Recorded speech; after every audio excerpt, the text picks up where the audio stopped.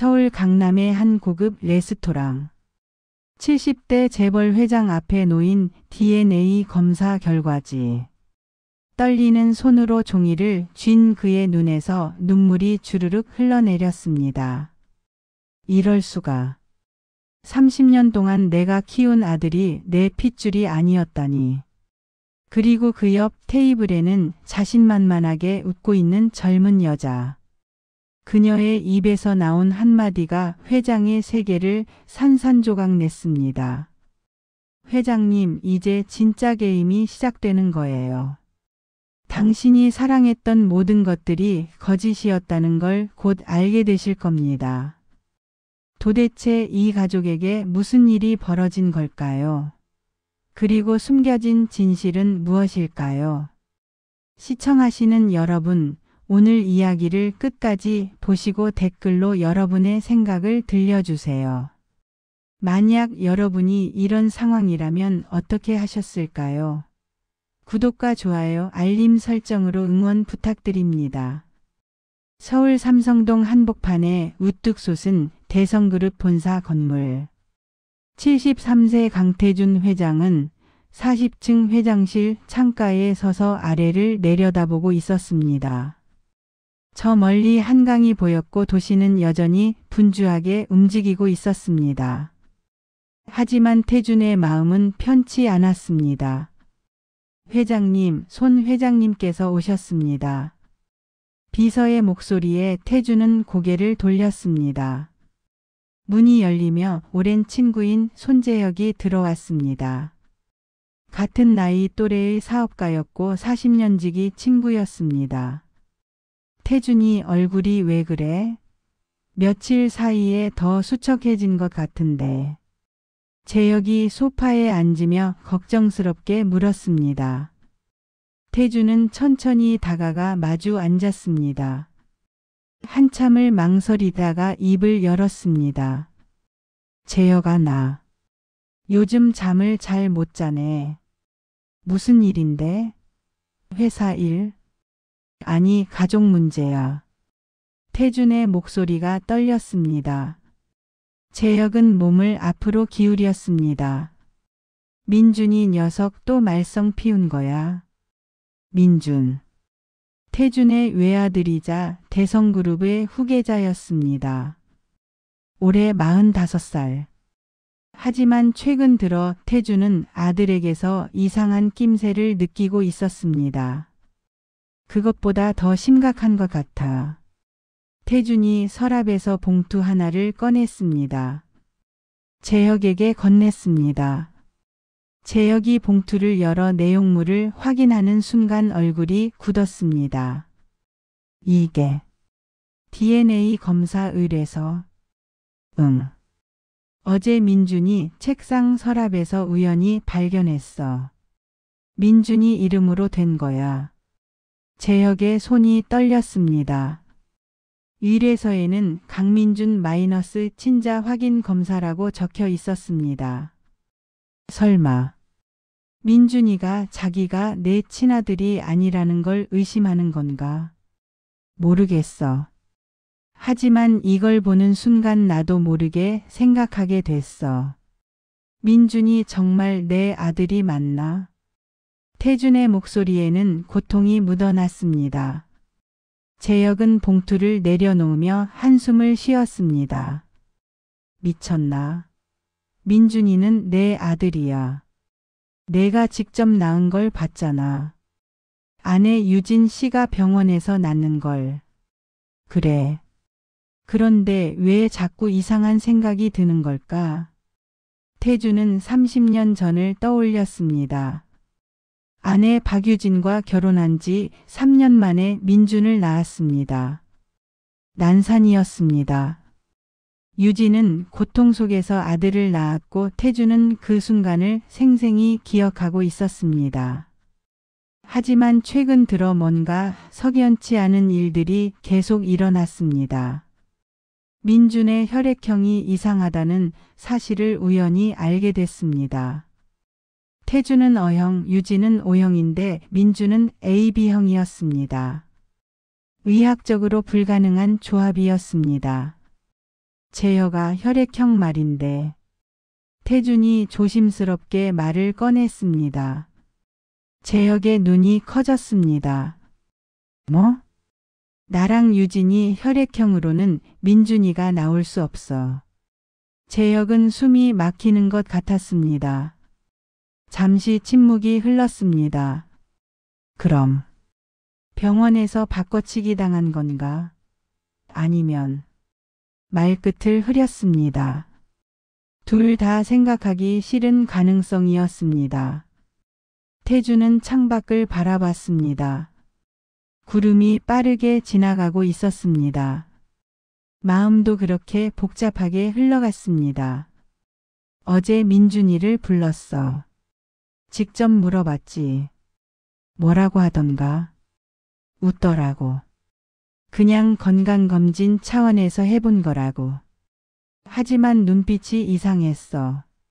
뭔가 숨기는 것 같았어. 재혁은 고개를 저었습니다. 태준아, 내가 너무 예민한 거 아니야? 요즘 스트레스 많이 받잖아. 회사 인수합병 건도 있고. 아니야. 태준의 목소리가 단호했습니다. 내가 40년 넘게 사업하면서 수천 명의 사람을 만났어. 거짓말하는 놈들 눈빛은 안다고. 민준이 눈에서 뭔가 불안함이 보였어. 재혁은 더 이상 말하지 않았습니다. 태준이 이렇게 확신하는 경우는 드물었고 대부분 맞았습니다. 그래서 어떻게 할 건데? 나도 검사를 해보려고. 태준이 또 다른 봉투를 꺼냈습니다. 내일 병원 가기로 했어. 민준이 몰래. 그날 밤 태준은 집에 일찍 들어왔습니다. 강남 한복판의 대저택. 정원이 딸린 300평 저택이었습니다. 현관문을 열고 들어서자 고요했습니다. 여보 왔어요? 아내 유진의 목소리가 2층에서 들렸습니다. 태준은 계단을 올라갔습니다. 안방문을 열자 유진이 화장대 앞에 앉아 있었습니다.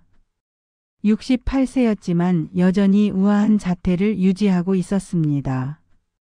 일찍 오셨네요. 응. 피곤해서. 태준은 침대에 앉았습니다. 유진을 바라봤습니다. 45년을 함께 산 아내였습니다. 하지만 지금 이 순간 낯설게 느껴졌습니다. 여보. 응? 민준이 어렸을 때 기억나. 유진의 손이 잠깐 멈췄습니다. 화장을 고치던 손이 미세하게 떨렸습니다. 왜 갑자기? 그냥. 문득 생각나서. 잘 기억나죠.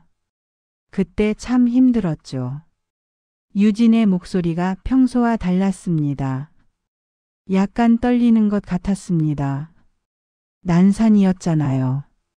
20시간 넘게 진통했었죠. 그래. 태준은 계속 아내를 관찰했습니다. 그런데 이상한 건 말이야. 뭐가요? 민준이 혈액형. 순간 유진의 얼굴이 하얗게 질렸습니다. 화장품 케이스를 떨어뜨렸고 바닥에 굴러갔습니다. 혈액형이. 왜요? 우리 혈액형으로는 AB형이 나올 수 없어. 침묵이 흘렀습니다. 긴 침묵이었습니다. 유진은 고개를 돌리지 않았습니다. 화장대 거울로 태준을 바라볼 뿐이었습니다. 여보. 유진이 천천히 입을 열었습니다. 그건 제가. 제대로 말해줘. 태준이 일어서서 유진에게 다가갔습니다. 민준이가 내 친아들이 맞아? 유진의 눈에서 눈물이 흘러내렸습니다. 입술을 떨며 고개를 숙였습니다. 미안해요. 그 한마디가 태준의 세계를 무너뜨렸습니다. 숨이 막혔습니다. 다리에 힘이 풀렸습니다. 뭐라고? 미안해요. 당신한테 말 못했어요. 도대체 무슨 소리야? 태준의 목소리가 커졌습니다. 유진은 울기 시작했습니다. 민준이는 어서 말해. 당신 친아들 맞아요. 하지만 유진이 고개를 들었습니다. 눈물 범벅이 된 얼굴로 태준을 바라봤습니다. 혈액형이 다른 건 제가 병원에서 기록을 바꿨어요. 태준은 이해할 수 없었습니다. 왜? 왜 그런 짓을? 그때 제가 다른 사람과 말을 잇지 못했습니다. 하지만 태준은 알아들었습니다. 온몸이 얼어붙는 것 같았습니다. 바람을 피웠다고?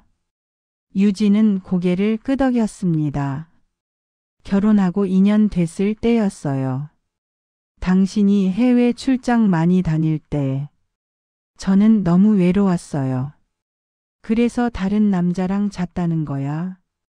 태준의 목소리가 낮게 깔렸습니다. 분노보다는 배신감이었습니다. 한 번뿐이었어요. 딱 한 번. 그런데 임신이 됐어요. 그 사람 아이인지 당신 아이인지 알 수 없었어요. 그래서 혈액형을 조작한 거야. 나한테 들킬까봐. 미안해요. 정말 미안해요. 태준은 뒤로 물러섰습니다. 침대에 주저앉았습니다. 머리가 깨질 것 같았습니다. 그 남자가 누군데? 말할 수 없어요. 말해. 태준이 소리쳤습니다. 이민철이에요. 태준의 심장이 멈추는 것 같았습니다. 이민철. 태준의 사촌 동생이었습니다. 어렸을 때부터 함께 자란 사이였습니다. 회사 부사장으로 있었고 태준을 형처럼 따랐습니다. 민철이랑 믿을 수 없었습니다. 가장 믿었던 동생과 아내가 배신했다는 사실이. 그 새끼가 감히. 태준은 주먹을 꽉 쥐었습니다. 온몸이 떨렸습니다. 그래서 민준이는 누구 자식이야? 내 자식이야, 민철이 자식이야? 모르겠어요. 유진이 울면서 말했습니다. 진짜 모르겠어요. 그래서 혈액형을 바꾼 거예요. 만약 민철이 자식이면 들통날까봐. 태준은 벌떡 일어났습니다. 방을 나가려다가 돌아섰습니다. 당장 DNA 검사한다. 민준이랑 나랑. 결과 나오는 대로 이혼이야. 여보. 유진이 태준의 팔을 붙잡았습니다. 제발. 민준이는 잘못이 없어요. 애는 아무것도 몰라요. 태준은 팔을 뿌리쳤습니다. 그게 지금 문제야? 30년 동안 날 속였잖아. 30년. 방문이 쾅 닫혔습니다. 태준은 계단을 내려가 현관으로 향했습니다. 신발을 신으려는데 거실에서 목소리가 들렸습니다. 아버지? 민준이었습니다. 소파에 앉아 있었습니다. 언제부터 있었는지 모르겠지만 모든 대화를 들은 것 같았습니다. 민준아. 태준은 아들을 바라봤습니다. 아니, 아들일지도 모르는 남자를. 다 들었어? 민준은 고개를 끄덕였습니다. 표정이 없었습니다. 그래. 나도 알고 싶었어요. 내가 누구 자식인지. 넌 언제부터 알았니? 3개월 전부터요. 민준이 일어섰습니다. 태준에게 다가왔습니다. 우연히 엄마 일기장을 봤어요. 거기에 다 적혀 있더라고요. 이민철 삼촌과의 일. 태준의 가슴이 찢어지는 것 같았습니다. 그래서 DNA 검사를 하려던 거구나. 네. 진실을 알고 싶었어요. 민준의 눈빛이 차가웠습니다. 전에 보던 아들의 눈빛이 아니었습니다. 그런데 아버지, 한 가지 묻고 싶은 게 있어요. 뭐냐? 만약 제가 이민철 삼촌 자식이면 저한테 회사 물려줄 건가요? 태주는 대답할 수 없었습니다. 민주는 씁쓸하게 웃었습니다. 그렇죠. 안 물려주시겠죠. 남의 자식한테 왜 물려줘요? 민준아, 그게 아니라. 됐어요. 민준이 태준을 밀쳤습니다. 힘이 셌습니다. 태준은 뒤로 비틀거렸습니다. 이제 알겠어요. 전 평생 불안했어요. 왜 아버지가 절 그렇게 대하는지, 왜 저한테만 차가운지.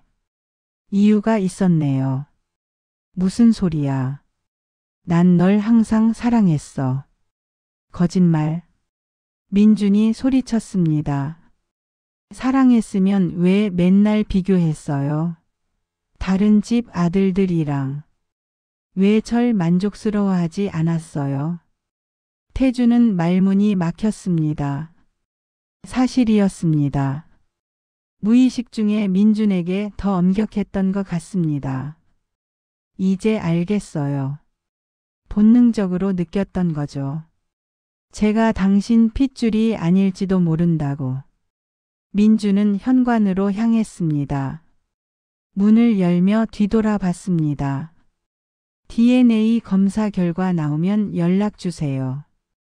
전 그때까지 회사 안 나갈 거예요. 문이 닫혔습니다. 태주는 그 자리에 멍하니 서 있었습니다. 그날 밤 태주는 잠을 이룰 수 없었습니다. 서재에 틀어박혀 술을 마셨습니다. 위스키 한 병을 거의 다 비웠습니다. 머릿속이 복잡했습니다. 30년 동안 아들이라고 믿었던 민준. 그 아이가 혹시 다른 사람의 자식일 수도 있다는 사실. 그리고 아내와 사촌 동생의 배신. 씨발. 욕이 터져 나왔습니다. 평생 욕을 하지 않았던 태준이 욕을 했습니다. 핸드폰이 울렸습니다. 모르는 번호였습니다. 받았습니다. 여보세요? 강태준 회장님이십니까? 여자 목소리였습니다. 젊은 목소리. 누군데? 제 이름은 중요하지 않아요. 다만 회장님께 중요한 정보가 있어서 연락드렸어요. 무슨 정보? 민준 씨에 관한 거예요. 그리고 이민철 씨에 관한 것도요. 태준의 정신이 번쩍 들었습니다. 넌 누구야? 어떻게 우리 가족 일을 알아? 내일 저녁 7시에 청담동 라페르메 레스토랑으로 오세요. 혼자서요. 그럼 모든 걸 말씀드릴게요. 야. 잠깐. 전화가 끊겼습니다. 태주는 핸드폰을 내려다 봤습니다. 이게 무슨 일일까요? 다음 날 태주는 약속된 병원에 갔습니다. 개인 병원이었고 비밀이 보장됐습니다. 머리카락을 제출했습니다. 민준의 머리카락도 미리 확보해뒀습니다. 일주일 정도 걸립니다. 의사가 말했습니다. 태주는 고개를 끄덕이고 병원을 나왔습니다. 저녁 7시. 청담동 라페르메 레스토랑. 고급 프렌치 레스토랑이었습니다. 태주는 예약된 테이블로 안내받았습니다. 구석 자리였습니다. 잠시 기다리자 한 여자가 나타났습니다. 30대 초반으로 보였습니다. 검은색 원피스를 입고 있었고 화장은 진했습니다. 아름다운 외모였지만 눈빛이 차가웠습니다. 강태준 회장님, 처음 뵙겠습니다. 여자가 앉으며 웃었습니다. 난 넌 누구고 어떻게 우리 가족 일을 아는 거지? 제 이름은 서연입니다. 그리고 전. 여자가 잠시 말을 멈췄습니다.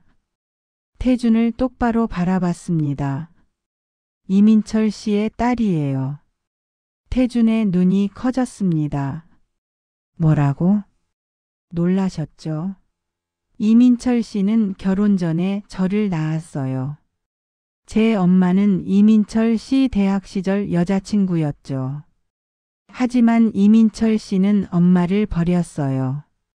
임신 사실을 알고도 도망갔죠. 태주는 숨이 막혔습니다. 그래서 나한테 왜 온 거야? 서연이 가방에서 서류를 꺼냈습니다. 태준 앞에 펼쳤습니다. 이게 뭔데? 민준 씨와 이민철 씨의 DNA 검사 결과예요.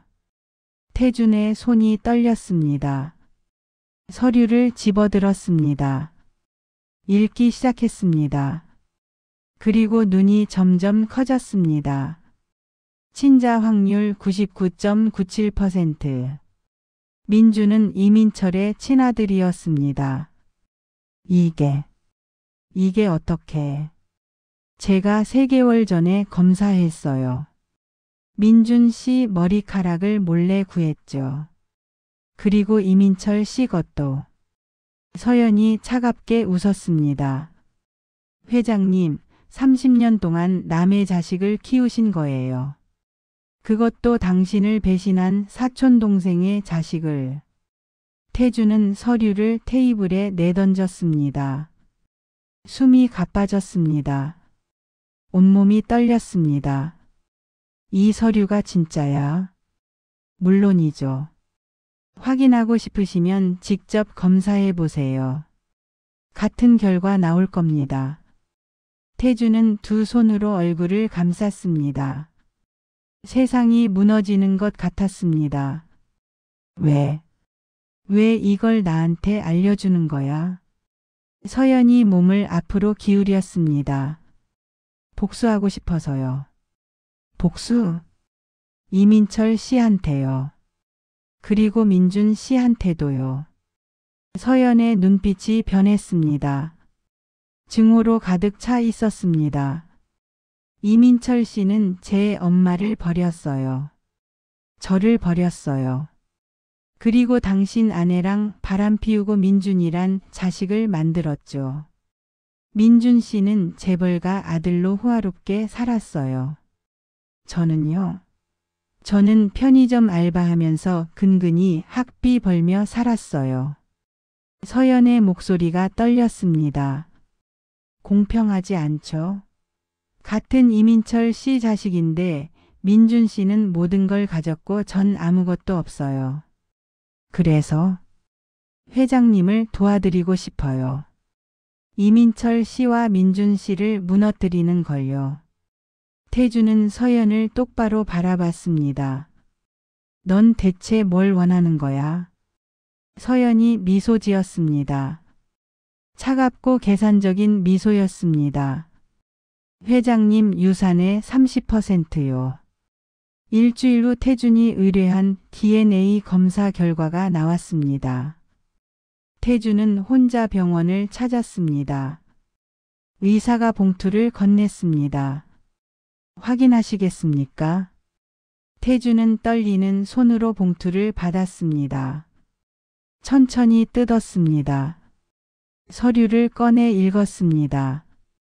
친자 확률 0.01%. 민주는 태준의 친아들이 아니었습니다. 태준은 의자에 주저앉았습니다. 숨이 막혔습니다. 예상했던 결과였지만 직접 확인하니 견딜 수 없었습니다. 회장님 괜찮으십니까? 의사가 다가왔습니다. 태준은 손을 저었습니다. 혼자 있고 싶습니다. 의사가 진료실을 나갔습니다. 태준은 혼자 남았습니다. 서류를 바라보며 눈물이 흘러내렸습니다. 30년. 30년 동안 아들이라고 믿었던 민준. 첫걸음을 뗄 때 기뻐했고 초등학교 입학할 때 자랑스러워했으며 대학 합격했을 때 축하했던 그 아이가 남의 자식이었습니다. 핸드폰이 울렸습니다. 서연이었습니다. 결과 나왔죠? 어떻게 알았어? 예상했어요. 그래서 어떻게 하실 건가요? 태주는 한참을 침묵했습니다. 그리고 천천히 입을 열었습니다. 돕겠네. 내가 원하는 대로. 현명한 선택이세요. 전화가 끊겼습니다. 태주는 병원을 나와 차에 올랐습니다. 기사에게 말했습니다. 회사로. 차는 서울 시내를 가로질러 대성그룹 본사로 향했습니다. 태주는 창밖을 바라보며 계획을 세우기 시작했습니다.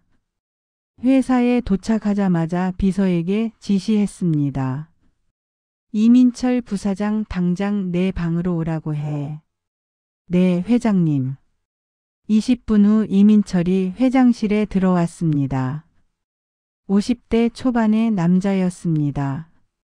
단정한 외모에 자신감 넘치는 태도였습니다. 형님, 찾으셨어요? 앉아. 태준의 목소리가 차가웠습니다. 민철은 약간 당황한 표정으로 소파에 앉았습니다. 무슨 일이세요? 태준은 대답 대신 서류를 던졌습니다. 민철 앞에 떨어진 서류. DNA 검사 결과였습니다. 민철이 서류를 집어들었습니다. 읽기 시작했습니다. 그리고 얼굴이 하얗게 질렸습니다. 형님, 이게 내가 유진이랑 잤지? 민철은 대답하지 못했습니다. 입술이 떨렸습니다. 30년 전에 내가 해외 출장 갔을 때 형님, 저는 닥쳐. 태준이 소리쳤습니다. 주먹으로 책상을 내리쳤습니다. 내가 널 어떻게 믿었는데, 동생처럼 아꼈는데, 그런데 내가 내 아내를 건드렸어. 민철은 고개를 숙였습니다. 죄송합니다. 정말 죄송합니다. 죄송하면 다야. 민준이가 내 자식이야. 내 자식.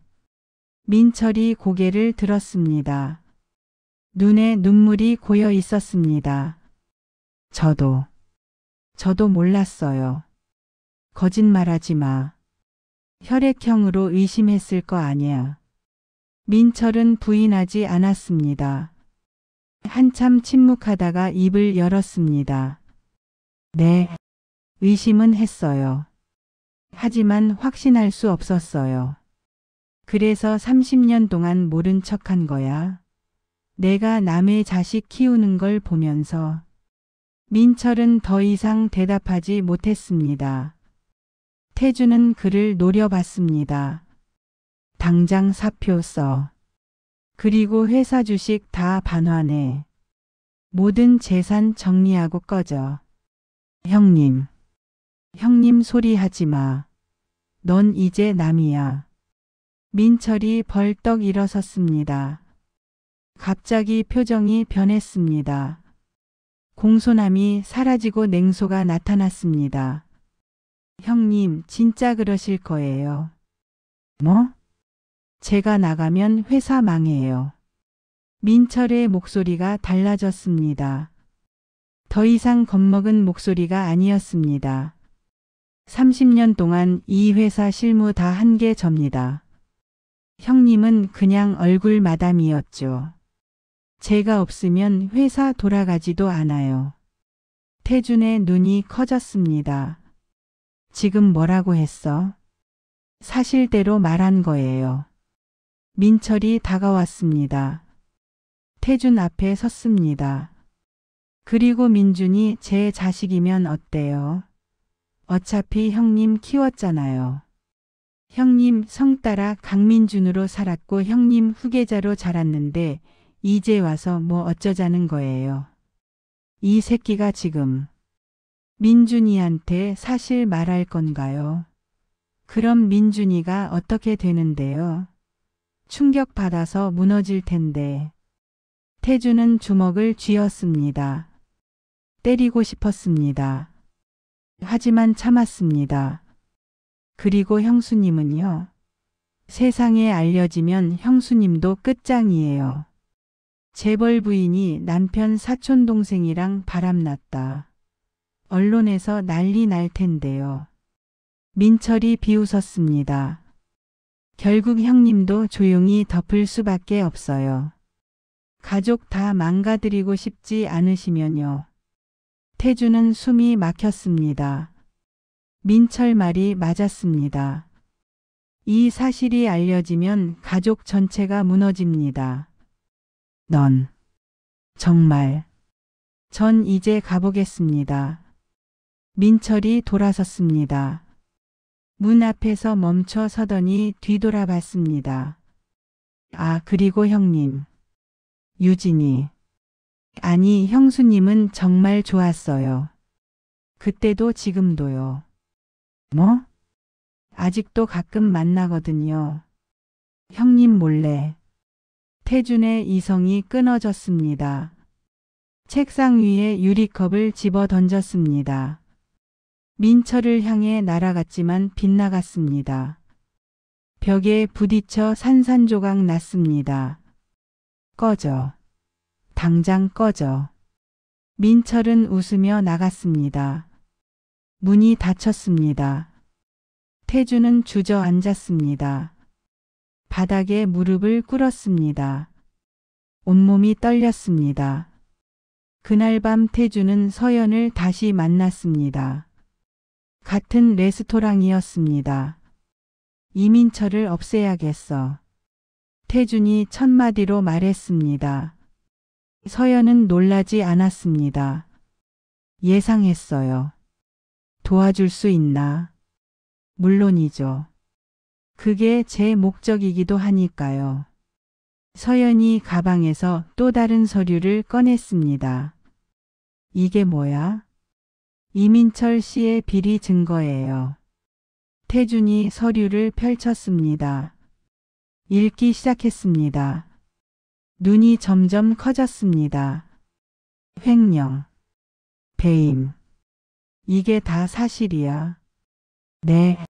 지난 10년 동안 이민철 씨가 회사 돈 빼돌린 내역이에요. 총 300억 원 정도 됩니다. 태주는 충격을 받았습니다. 어떻게 이걸 알았어? 저도 나름 준비를 많이 했거든요. 이민철 씨를 무너뜨리기 위해서요. 서연의 눈빛이 차가웠습니다. 이 증거로 고소하세요. 횡령죄로. 그럼 이민철 씨는 감옥 갑니다. 태주는 서류를 내려다봤습니다. 손이 떨렸습니다. 이렇게 하면 회사도 타격받을 텐데. 그래도 하셔야죠. 아니면 이민철 씨가 계속 회장님을 우습게 볼 겁니다. 태주는 한참을 고민했습니다. 그리고 고개를 끄덕였습니다. 알았어. 하지. 현명한 선택이에요. 서연이 미소 지었습니다. 그리고 회장님, 한 가지 더 있어요. 뭔데? 민준 씨요. 민준 씨도 문제예요. 무슨 소리야? 민준 씨가 회장님을 몰아낼 계획을 세우고 있어요. 태준의 눈이 커졌습니다. 뭐라고? 서연이 핸드폰을 꺼내 녹음 파일을 재생했습니다. 아버지 이제 늙었어. 판단력도 흐려지고. 이참에 밀어내고 내가 회장 되는 게 낫지 않을까? 민준의 목소리였습니다. 하지만 형님은 아직 건강하시잖아요. 다른 남자 목소리였습니다. 그래서 방법을 찾아야지. 합법적으로 아버지를 은퇴시킬 방법. 녹음이 끝났습니다. 태주는 멍하니 앉아 있었습니다. 언제 녹음한 거야? 일주일 전이요. 민준 씨가 친구들이랑 만난 자리에서요. 태주는 숨이 막혔습니다. 민준마저 자신을 배신하고 있었습니다. 이제 아시겠어요? 민준 씨도 회장님 편이 아니에요. 서연이 차갑게 말했습니다. 애초에 회장님 친아들도 아닌데 뭘 기대하세요? 태주는 고개를 떨구었습니다. 모든 게 무너져 내렸습니다. 가족도 믿을 수 없었고 회사도 위태로웠습니다. 어떻게 해야 하지? 제가 도와드릴게요. 서연이 태준의 손을 잡았습니다. 이민철 씨도 제거하고 민준 씨도 정리하고 그리고 회사를 지켜요. 대신 제가 회장님 파트너가 되는 거예요. 사업적으로도 개인적으로도. 태주는 서연을 바라봤습니다. 젊고 아름다운 여자였습니다. 하지만 눈빛은 차가웠고 계산적이었습니다. 넌 대체 뭘 원하는 거야? 말씀드렸잖아요. 유산의 30%. 그게 다야? 서연이 미소 지었습니다. 그리고 회장님 곁에 있고 싶어요. 회장님 같은 분이 필요해요. 태주는 그 말의 의미를 알았습니다. 넌 내 돈이 필요한 거지? 솔직하게 말하면 그래요. 하지만 회장님도 저 같은 사람 필요하잖아요. 이제 가족도 믿을 수 없는데 누가 회장님 편이 되어줄 건데요? 태주는 부인할 수 없었습니다. 다음 날 태주는 검찰에 고소장을 제출했습니다. 이민철의 횡령 혐의였습니다. 증거도 함께 제출했습니다. 검찰이 움직였습니다. 대성그룹 본사에 압수수색이 들어왔습니다. 회사가 발칵 뒤집혔습니다. 민철은 체포됐습니다. 수갑을 차고 끌려가는 모습이 뉴스에 나왔습니다. 대성그룹 부사장 횡령 혐의로 구속. 언론이 난리였습니다. 기자들이 몰려들었습니다. 태주는 기자회견을 열었습니다. 이민철 전 부사장의 비리를 발견했습니다. 저로서도 매우 충격적이었습니다. 하지만 법과 원칙대로 처리할 것입니다. 기자들이 질문을 쏟아냈습니다. 회장님과 이민철 씨는 사촌 관계 아닙니까? 사적인 감정과 회사 업무는 별개입니다. 민준 부회장은 어떻게 생각하십니까? 민준. 그 이름을 듣는 순간 태준의 표정이 굳었습니다. 민준이와는 아직 이야기하지 못했습니다. 사실 민준은 일주일째 연락이 되지 않았습니다. 집에도 없었고 회사에도 나오지 않았습니다. 어디 숨어 있는 것 같았습니다. 기자회견이 끝나고 태주는 회장실로 돌아왔습니다. 서연이 기다리고 있었습니다. 잘하셨어요. 이제 민준이를 찾아야 해. 제가 위치 파악했어요. 서연이 주소를 알려줬습니다. 경기도 외곽의 한 펜션이었습니다. 혼자 가세요. 민준 씨랑 마지막 대화 나누셔야죠. 태주는 고개를 끄덕였습니다. 그날 저녁 태주는 혼자 차를 몰고 펜션으로 향했습니다. 이 시간을 달려 도착했습니다. 한적한 곳이었습니다. 펜션은 외딴 곳에 자리 잡고 있었습니다. 101호. 민준이 있는 방이었습니다. 태주는 문을 두드렸습니다. 민준아, 나다. 안에서 움직이는 소리가 들렸습니다. 잠시 후 문이 열렸습니다.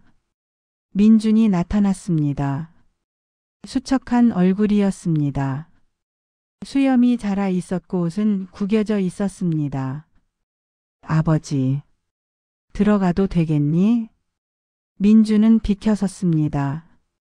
태준이 안으로 들어갔습니다. 좁은 방이었습니다. 침대와 테이블이 전부였습니다. 소주병이 여러 개 나뒹굴고 있었습니다. 많이 마셨구나. 네. 민준이 침대에 앉았습니다. 태준은 의자에 앉았습니다. 이민철 삼촌 구속됐어. 알아요. 뉴스 봤어요. 넌 왜 도망 다니니? 민준이 고개를 들었습니다. 눈이 충혈돼 있었습니다. 무서웠어요. 뭐가? DNA 검사 결과요. 아버지가 저한테 뭐라고 할지. 태준은 한참을 민준을 바라봤습니다. 민준아. 네? 넌 이민철 자식이야. 민준의 눈에서 눈물이 터져 나왔습니다. 이미 예상했던 것 같았습니다. 역시 그렇군요. 30년 동안 내가 널 키웠어. 하지만 넌 내 친아들이 아니었어. 민주는 울면서 고개를 끄덕였습니다. 죄송해요. 제가 태어나지 말았어야 했어요. 그건 내 잘못이 아니야. 태준이 일어나 민준에게 다가갔습니다. 넌 선택할 수 없었어. 누구 자식으로 태어날지. 하지만 한 가지는 확실해. 태준이 민준의 어깨에 손을 얹었습니다. 난 널 아들로 키웠어. 30년 동안. 그게 거짓은 아니야. 민준이 고개를 들었습니다. 눈물 범벅이 된 얼굴로 태준을 바라봤습니다. 정말요? 그래.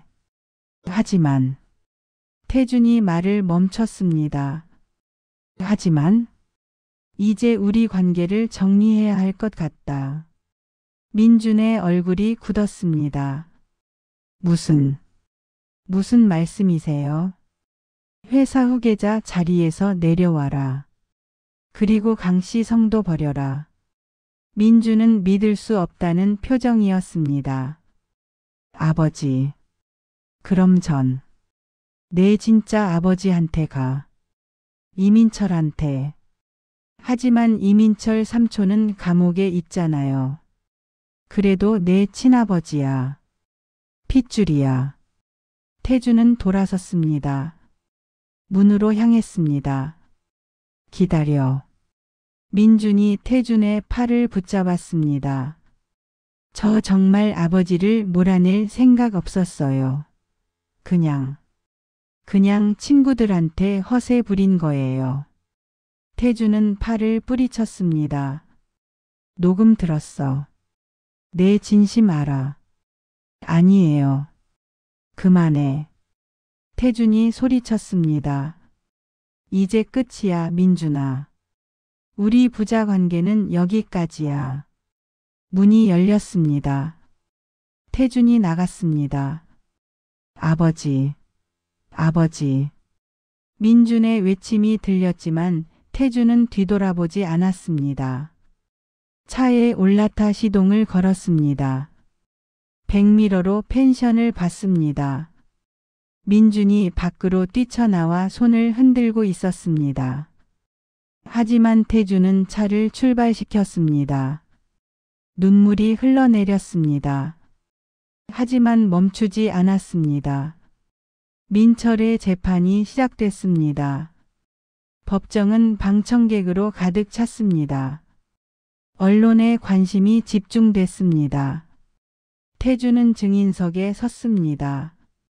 피고인 이민철이 횡령한 사실을 언제 알았습니까? 검사가 물었습니다. 한 달 전입니다. 어떻게 알게 됐습니까? 내부 제보가 있었습니다. 실제로는 서연이 알려준 것이지만 태준은 그 사실을 숨겼습니다. 민철의 변호사가 반대 신문을 시작했습니다. 강태준 회장님, 피고인과 사적인 감정이 있으신 거 아닙니까? 무슨 뜻입니까? 피고인이 회장님의 사촌동생이고 오랜 기간 함께 일했는데 갑자기 고소하셨습니다. 혹시 다른 이유가 있는 건 아닙니까? 태주는 침착하게 대답했습니다. 법과 원칙에 따른 처리입니다. 그렇군요. 그런데 회장님 아드님인 민준 씨와 피고인의 관계는 어떻습니까? 순간 법정이 조용해졌습니다. 태준의 얼굴이 굳었습니다. 무슨 질문입니까? 단순한 질문입니다. 민준 씨와 피고인이 친하지 않습니까? 친한 사이였습니다. 과거형을 쓰시네요. 지금은 아니라는 뜻입니까? 태주는 대답하지 않았습니다. 변호사가 계속 압박했습니다. 혹시 민준 씨가 피고인의 친아들이라는 소문 들어보셨습니까? 법정이 술렁거렸습니다. 기자들이 메모하기 시작했습니다. 이해 있습니다. 검사가 일어섰습니다. 질문이 사건과 무관합니다. 연관 있습니다, 재판장님. 변호사가 서류를 제출했습니다. 이것은 민준 씨와 피고인의 DNA 검사 결과입니다. 친자 확률 99.97%로 나왔습니다. 법정이 발칵 뒤집혔습니다. 기자들이 웅성거렸고 방청객들이 놀라는 소리가 터져 나왔습니다. 재판장이 망치를 두드렸습니다. 조용히 하십시오. 태주는 증인석에서 꼼짝하지 못했습니다. 최악의 시나리오였습니다. 강태준 회장님, 이 사실을 아셨습니까? 변호사가 물었습니다. 태주는 입술을 깨물었습니다. 대답할 수 없었습니다. 대답해 주십시오. 알고 있었습니다. 법정이 다시 술렁거렸습니다. 그렇다면 이번 고소는 사적인 복수 아닙니까? 피고인이 회장님의 아내와 관계를 맺고 아들을 낳았다는 사실에 대한 태주는 아무 말도 하지 못했습니다. 더 이상 질문 없습니다. 변호사가 자리로 돌아갔습니다. 태주는 증인석에서 내려왔습니다. 그날 저녁 모든 뉴스가 이 사건을 다뤘습니다. 대성그룹 후계자 민준, 실은 부사장의 친아들, 재벌가의 숨겨진 스캔들, 강태준 회장 30년간 남의 자식 키워. 태주는 집에 틀어박혔습니다. 전화기는 불이 났습니다. 기자들의 취재 요청이 쏟아졌습니다. 유진이 찾아왔습니다. 당신. 하지만 태주는 문을 닫아버렸습니다. 나가요. 당신 얼굴 보기 싫어요. 당신. 유진이 문을 두드렸지만 태주는 열어주지 않았습니다. 서연이 전화했습니다. 회장님, 괜찮으세요? 이렇게 될 줄 몰랐어. 예상 밖이었죠. 하지만 이제 모든 게 끝났어요. 끝났다고? 네. 진실이 밝혀졌잖아요. 이제 회장님은 자유예요. 태주는 웃음이 나왔습니다. 쓴 웃음이었습니다. 자유?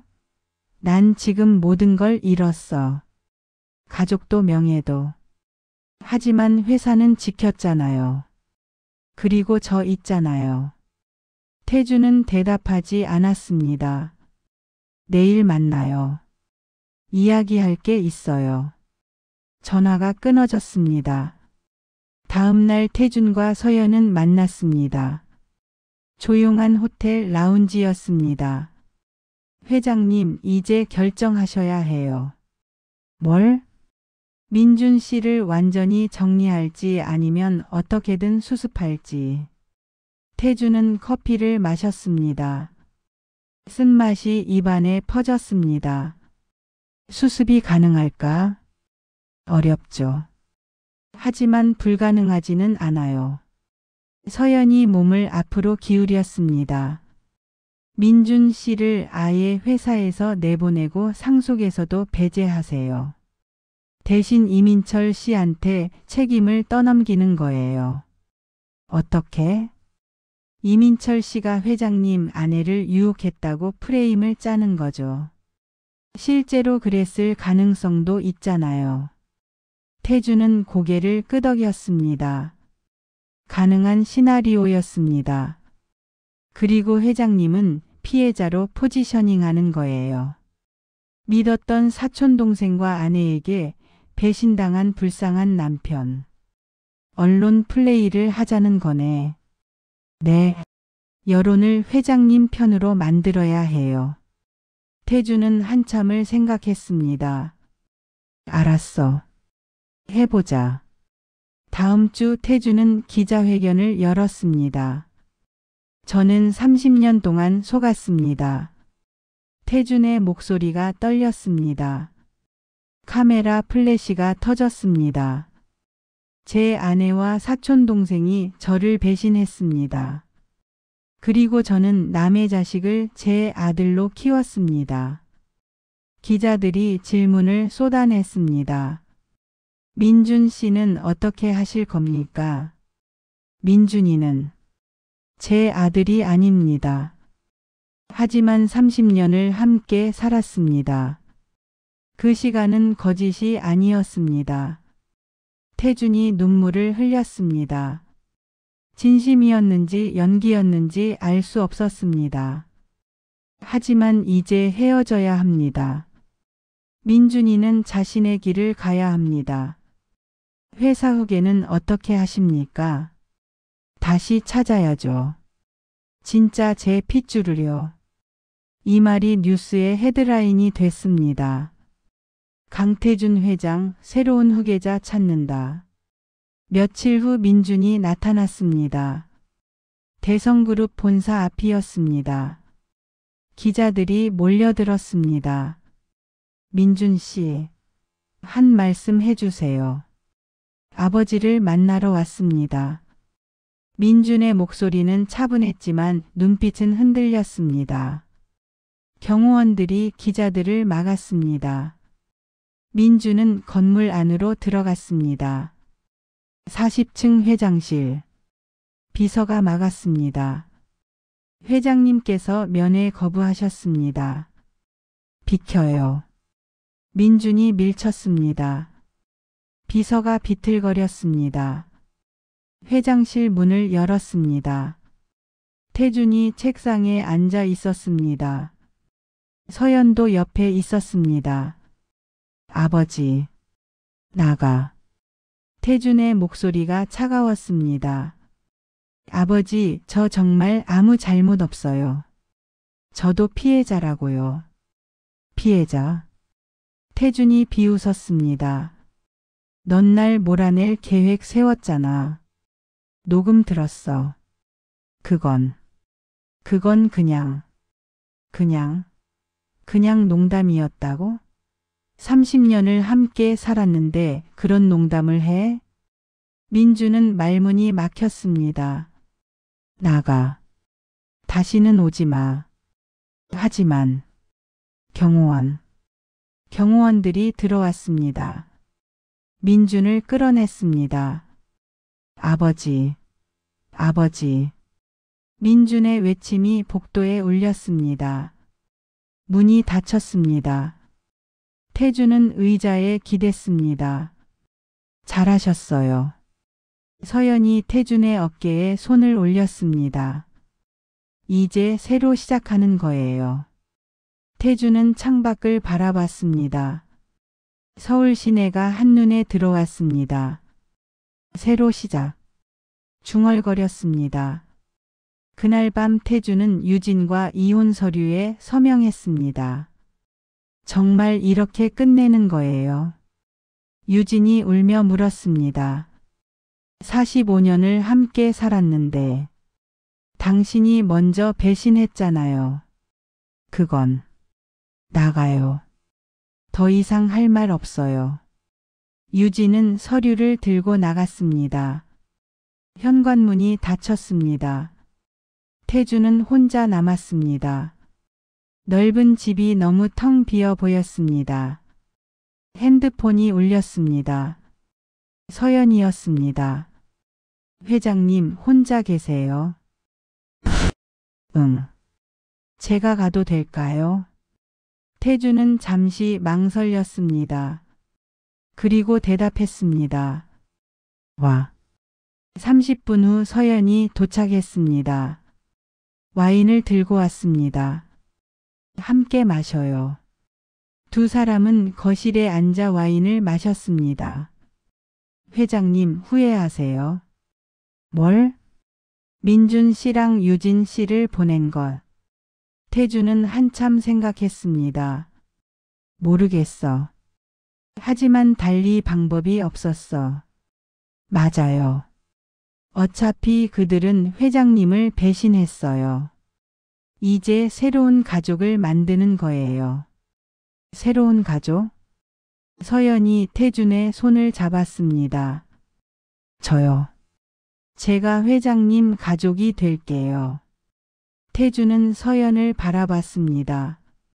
젊고 아름다운 여자였습니다. 넌 날 사랑하는 게 아니라 내 돈을 사랑하잖아. 맞아요. 서연이 솔직하게 인정했습니다. 하지만 회장님도 절 이용하는 거잖아요. 이민철 씨 제거하고 민준 씨 정리하는데. 그래. 그럼 됐잖아요. 서로 필요한 거예요. 사랑 같은 거 없어도. 태주는 웃음이 나왔습니다. 넌 참 솔직하구나. 그게 제 장점이에요. 서연이 와인을 마셨습니다. 회장님, 저랑 결혼해요. 태주는 놀랐습니다. 뭐? 결혼하자고요. 이혼도 하셨잖아요.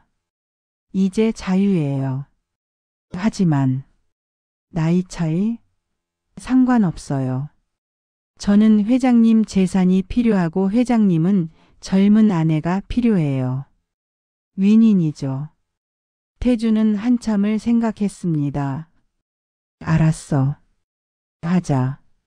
서연이 미소 지었습니다. 현명한 선택이에요. 두 사람은 와인잔을 부딪혔습니다. 그날 밤 서연은 태준의 집에서 묵었습니다. 다음 날 아침 태준이 일어났을 때 서연은 아침을 준비하고 있었습니다. 잘 주무셨어요? 응. 오랜만에 푹 잤어. 다행이에요. 서연이 커피를 건넸습니다. 회장님, 오늘 회사 가서 발표하세요. 뭘? 저랑 결혼한다고요. 그리고 제가 후계자 후보라고. 태주는 커피를 뿜을 뻔했습니다. 잠깐 후계자. 네. 왜요? 제가 이민철 씨 딸이잖아요. 그럼 민준 씨랑 같은 핏줄이에요. 회장님하고도 연결돼 있고. 하지만 넌 여자라서요. 요즘 시대에 그게 문제예요. 태주는 말문이 막혔습니다. 생각해 보세요. 제가 후계자 되면 완벽한 복수 아니에요. 이민철 씨의 진짜 딸이 회사를 물려받는 거잖아요. 이민철 씨는 감옥에서 이를 갈겠죠. 태주는 웃음이 나왔습니다. 넌 정말 무섭구나. 제 생존 방식이에요. 그날 대성그룹 이사회가 열렸습니다. 여러분께 중대 발표가 있습니다. 태준이 일어섰습니다. 저는 서연 씨와 결혼할 예정입니다. 이사들이 술렁거렸습니다. 그리고 서연 씨를 후계자 후보로 지명합니다. 회장님, 그게 무슨 말씀입니까? 서연 씨는 이민철의 딸입니다. 즉 우리 가문과 이미 연결돼 있습니다. 하지만 여자이고 나이도 젊지 않습니까? 능력으로 평가하겠습니다. 성별과 나이는 중요하지 않습니다. 이사들은 반대했지만 태준의 의지는 확고했습니다. 회의가 끝나고 태준과 서연은 회장실로 돌아왔습니다. 축하해요. 이제 시작이에요. 서연이 말했습니다. 태준은 창밖을 바라봤습니다. 정말 새로운 시작이네. 하지만 마음 한구석이 무거웠습니다. 민주는 어떻게 됐을까요? 유진은 어디서 무엇을 하고 있을까요? 그리고 이민철은 감옥에서 무슨 생각을 하고 있을까요? 그리고 이민철은 감옥에서 무슨 생각을 하고 있을까요? 모든 게 정리된 것 같았지만 뭔가 찜찜했습니다. 3개월이 흘렀습니다. 태준과 서연은 결혼했습니다. 조용한 시기였습니다. 하객도 적었습니다. 서연은 대성그룹 부회장으로 취임했습니다. 젊은 나이였지만 능력은 뛰어났습니다. 이사회를 장악하고 회사를 새롭게 개편했습니다. 태준은 점점 서연에게 의지하게 됐습니다. 업무도 많이 넘겼습니다. 당신이 하는 게 훨씬 나아. 감사해요, 회장님. 서연은 여전히 태준을 회장님이라고 불렀습니다. 부부지만 사업 파트너 같은 관계였습니다. 어느 날 태준은 병원을 찾았습니다. 정기 검진이었습니다. 하지만 결과가 좋지 않았습니다. 회장님, 췌장의 종양이 발견됐습니다. 의사가 조심스럽게 말했습니다. 종양? 네. 정밀 검사가 필요합니다. 며칠 후 결과가 나왔습니다. 췌장암 3기. 태준은 충격을 받았습니다. 얼마나 남았습니까? 치료하면 1년 정도? 1년. 태준에게 주어진 시간은 1년이었습니다. 집으로 돌아와 서연에게 말했습니다. 췌장암이래. 서연의 표정이 굳었습니다. 얼마나? 1년. 침묵이 흘렀습니다. 치료받으세요. 그래야지. 하지만 태준은 알고 있었습니다. 췌장암은 치료가 어렵다는 것을. 그날 밤 태준은 잠을 이룰 수 없었습니다. 죽음을 생각했습니다. 민준이 떠올랐습니다. 유진도 떠올랐습니다. 내가 너무 가혹했나. 후회가 밀려왔습니다. 다음 날 태준은 비서에게 지시했습니다. 민준이 현재 어디 있는지 알아봐. 네, 회장님. 며칠 후 답이 왔습니다. 민준 씨는 현재 부산에 계십니다. 작은 사업을 하고 계신다고 합니다. 부산? 태준은 놀랐습니다. 민준이 서울을 떠났을 줄은 몰랐습니다. 무슨 사업? 카페를 운영하신다고 합니다. 카페. 민준이 카페를? 태준은 부산행을 결정했습니다. 서연에게 말했습니다. 며칠 다녀올게. 어디 가세요? 부산. 민준이 만나러. 서연의 표정이 변했습니다. 왜요? 이제 와서. 마지막으로. 제대로 이야기하고 싶어. 서연은 반대하지 않았습니다. 알겠어요. 다녀오세요. 다음 날 태준은 혼자 부산으로 향했습니다. 민준의 카페는 해운대 근처에 있었습니다. 작은 가게였습니다. 태준은 문을 열고 들어갔습니다. 민준이 카운터에 있었습니다. 손님에게 커피를 만들어주고 있었습니다. 어서 오세요. 민준이 고개를 들었습니다. 태준을 보는 순간 굳었습니다. 아버지.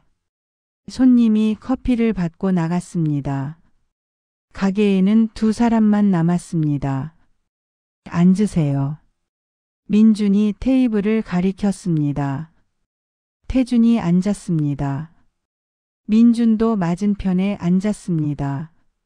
잘 지냈니? 네. 그럭저럭요. 민준의 얼굴은 전보다 편안해 보였습니다. 수척했지만 평화로워 보였습니다. 카페는 언제 시작했어? 2달 전이요. 작지만 나름 잘 돼요. 그래. 침묵이 흘렀습니다. 어색한 침묵이었습니다. 왜 오셨어요? 민준이 먼저 물었습니다. 너 보고 싶어서. 민준은 믿을 수 없다는 표정이었습니다. 진짜로요? 응. 그리고 미안하다고 말하고 싶었어. 민준의 눈이 커졌습니다. 뭐가요? 너한테 너무 가혹했어. 내 잘못이 아닌데. 태준의 목소리가 떨렸습니다. 30년을 함께 살았잖니. 그 시간이 거짓은 아니었어. 민준의 눈에 눈물이 고였습니다. 아버지, 내가 죽어가고 있어. 네? 췌장암. 3기야. 1년 남았대. 민준은 충격을 받았습니다. 그게 무슨. 그래서 와야 했어. 마지막으로 제대로 이야기하고 싶어서. 민준은 울기 시작했습니다. 아버지. 미안해, 민준아. 내가 너무 화가 나서. 이성을 잃었어. 너를 버렸어. 아니에요. 아니야. 내가 잘못했어. 태준이 민준의 손을 잡았습니다. 넌 내 아들이야. 핏줄이 어떻든 30년을 함께 산 아들이야. 민준은 소리 내어 울었습니다. 두 사람은 한참을 그렇게 있었습니다. 아버지, 치료받으세요. 받고 있어. 하지만 잘 안 될 것 같아. 아니에요. 기적이 일어날 거예요. 태준은 쓸쓸하게 웃었습니다. 기적. 그런 게 있을까? 그날 밤 태준은 부산에 묵었습니다. 민준의 집에서. 작은 원룸이었습니다. 민준은 소파를 태준에게 주고 자신은 바닥에서 잤습니다. 아버지, 편히 주무세요. 고맙다, 민준아. 하지만 태준은 잠을 이룰 수 없었습니다. 핸드폰이 울렸습니다. 서연이었습니다. 여보세요? 회장님, 큰일 났어요. 서연의 목소리가 급했습니다.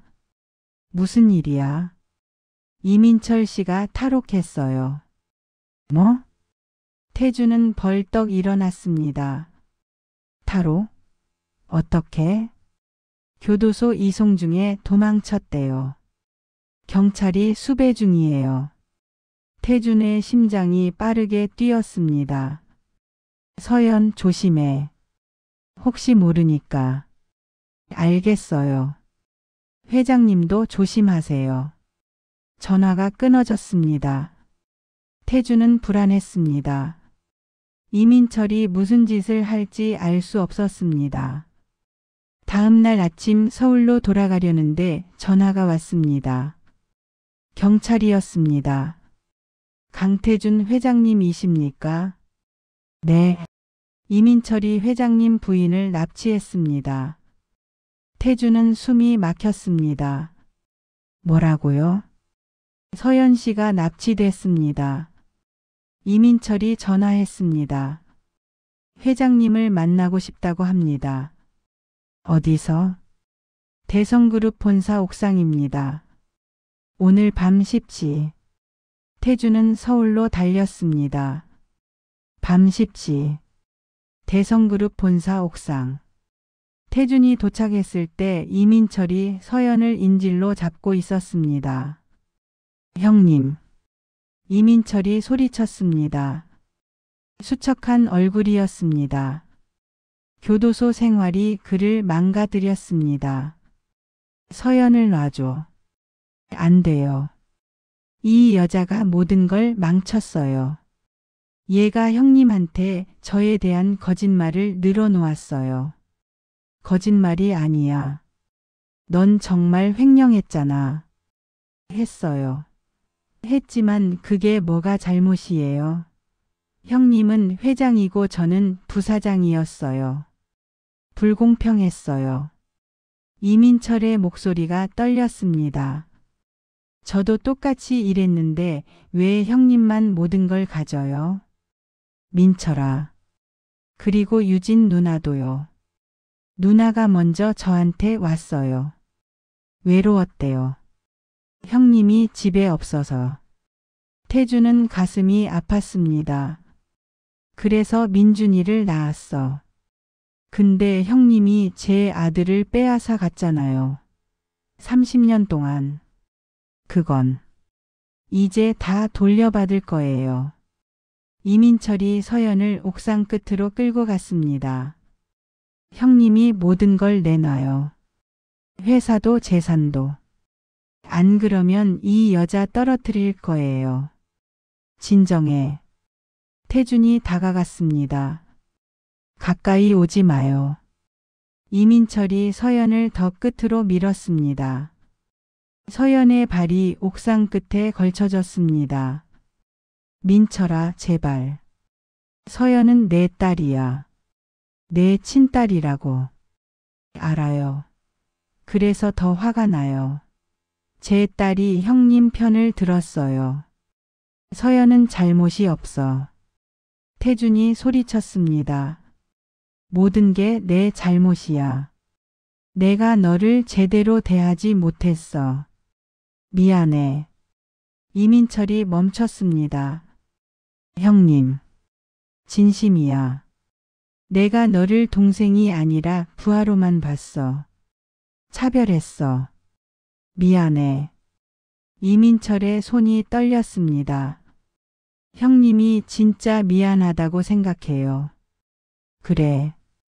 정말 미안해. 이민철의 눈에서 눈물이 흘러내렸습니다. 저는 그냥 인정받고 싶었어요. 형님한테. 알아. 내가 몰랐어.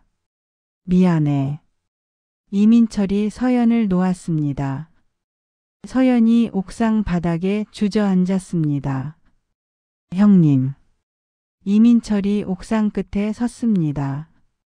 저는 이제 끝이에요. 민철아. 태준이 달려갔습니다. 하지만 늦었습니다.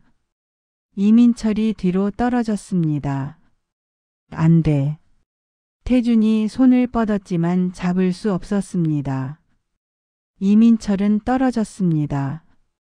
아래에서 비명이 터졌습니다. 태준은 옥상 끝에 무릎을 꿇었습니다. 민철아. 경찰이 올라왔습니다. 구급차가 왔습니다. 하지만 이민철은 이미 죽었습니다. 장례식이 열렸습니다. 조촐한 식이었습니다. 태준과 서연 그리고 민준이 참석했습니다. 유진도 왔습니다. 하얗게 센 머리로. 당신. 유진이 태준에게 다가왔습니다. 민철이가. 정말 우리 잘못이에요. 알아요. 태준이 대답했습니다. 우리 모두 잘못했어요. 장례식이 끝나고 태준은 병원으로 갔습니다. 항암 치료를 받았습니다. 고통스러웠습니다. 민준이 찾아왔습니다. 아버지 괜찮으세요? 응. 괜찮아. 하지만 태준은 점점 약해지고 있었습니다. 6개월이 흘렀습니다. 태준의 상태는 악화됐습니다. 어느 날 태주는 민준과 서연을 불렀습니다. 너희 둘한테 할 말이 있어. 내 아버지. 유언이야. 두 사람이 긴장했습니다. 회사는 서연이 맡아라. 네. 하지만 민준이도 지분을 줄 거야. 30%. 민준이 놀랐습니다. 아버지. 저는. 넌 내 아들이야. 어떤 일이 있어도. 태준이 민준의 손을 잡았습니다. 30년을 함께 살았어. 그게 전부야. 민준이 울었습니다. 감사합니다, 아버지. 태준은 서연도 바라봤습니다. 서연 고마웠어. 힘든 시기에 나를 도와줘서. 제가 더 감사해요, 회장님. 넌 강한 여자야. 회사 잘 이끌 거야. 최선을 다하겠어요.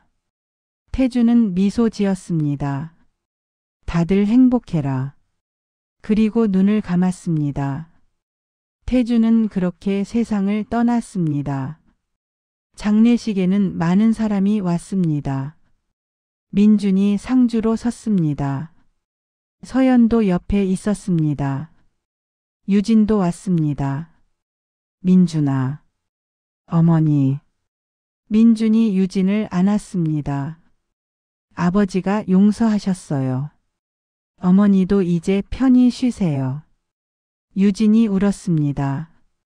장례식이 끝나고 1년이 흘렀습니다. 서연은 대성그룹 회장이 됐습니다. 젊은 여성 회장으로 화제가 됐고 회사를 성공적으로 이끌었습니다. 민주는 부산에서 카페 체인을 확장했습니다. 태준이 남긴 지분으로 안정적인 삶을 살았습니다. 어느 봄날 서연이 부산을 찾았습니다. 민준의 카페에 들어갔습니다. 오빠. 서연. 두 사람은 테이블에 마주 앉았습니다. 잘 지내? 응. 너는? 바빠. 회사 일이 끝이 없어. 서연이 커피를 마셨습니다. 오빠, 우리 이상한 관계지?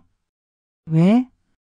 같은 아버지 자식인데 한 번도 남매처럼 지낸 적이 없잖아.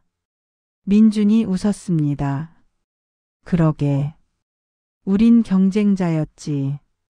이제는 아니야. 이제는. 서연이 말을 멈췄습니다. 이제는 가족이야.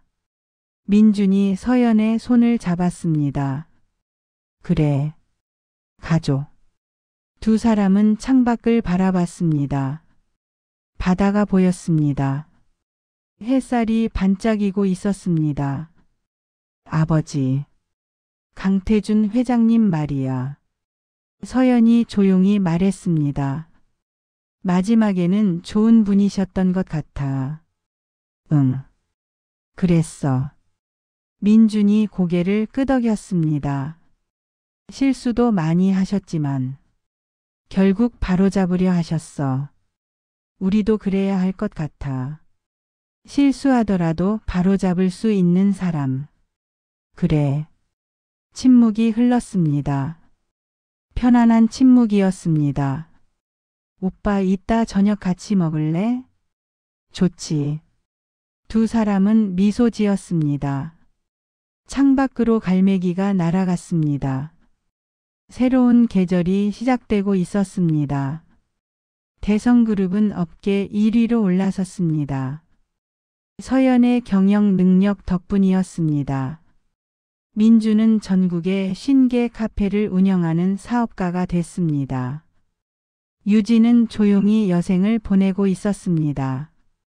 봉사활동을 하며 속죄하는 삶을 살았습니다. 어느 날 서연은 태준의 묘를 찾았습니다. 꽃을 놓고 무릎을 꿇었습니다. 회장님, 저예요. 서연. 바람이 불었습니다. 회사 잘 운영하고 있어요. 걱정하지 마세요. 서연의 눈에 눈물이 고였습니다. 처음에는. 솔직히 돈 때문에 접근했어요. 회장님도 아시잖아요. 목소리가 떨렸습니다. 하지만 시간이 지나면서 진짜로 존경하게 됐어요. 회장님을. 눈물이 흘러내렸습니다. 모든 걸 잃었는데도 다시 일어서려 하셨죠. 가족한테 배신당했는데도 용서하려 하셨어요. 서연은 묘비를 쓰다듬었습니다. 저도 그런 사람이 되고 싶어요. 강하지만 따뜻한 사람. 바람이 다시 불었습니다. 나뭇잎이 흔들렸습니다.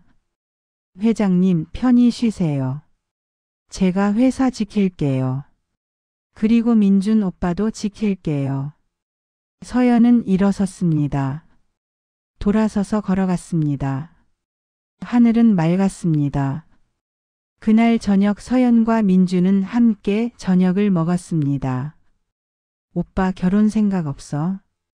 서연이 물었습니다. 글쎄, 아직은. 좋은 사람 소개해 줄까? 너는? 나는 회사가 남편이야. 민준이 웃었습니다. 그것도 외로운 삶이네. 괜찮아. 난 외로움에 익숙해. 두 사람은 와인을 마셨습니다. 오빠, 우리 이상한 가족이지? 왜? 핏줄도 복잡하고 시작도 엉망이고. 그래도 가족이야. 민준이 서연의 잔을 채워줬습니다. 선택할 수 없었던 과거보다 우리가 만들어가는 미래가 더 중요해.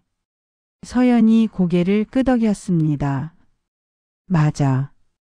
두 사람은 잔을 부딪혔습니다. 창밖으로 서울의 야경이 보였습니다. 빛나는 도시였습니다. 그 빛 속에서 두 사람은 새로운 가족의 의미를 찾아가고 있었습니다. 오늘 이야기가 여러분의 마음에 와닿았기를 바랍니다. 인생은 때로 우리가 예상치 못한 방향으로 흘러갑니다. 믿었던 사람이 배신하고 사랑했던 가족이 상처를 주기도 합니다. 하지만 중요한 건 그 상처 속에서도 용서할 수 있는 용기, 다시 일어설 수 있는 힘입니다. 강태준 회장은 모든 걸 잃었지만 마지막에는 진정한 가족의 의미를 깨달았습니다. 핏줄이 아니라 함께한 시간, 나눈 사랑이 진짜 가족을 만든다는 것을요. 여러분은 오늘 이야기를 보시면서 무엇을 느끼셨나요? 댓글로 여러분의 생각을 들려주세요. 그리고 주변에 이런 이야기가 필요한 분이 계시다면 공유해 주시면 감사하겠습니다. 구독과 좋아요, 알림 설정으로 함께 해주세요. 여러분 모두 행복하시길 진심으로 기원합니다. 감사합니다.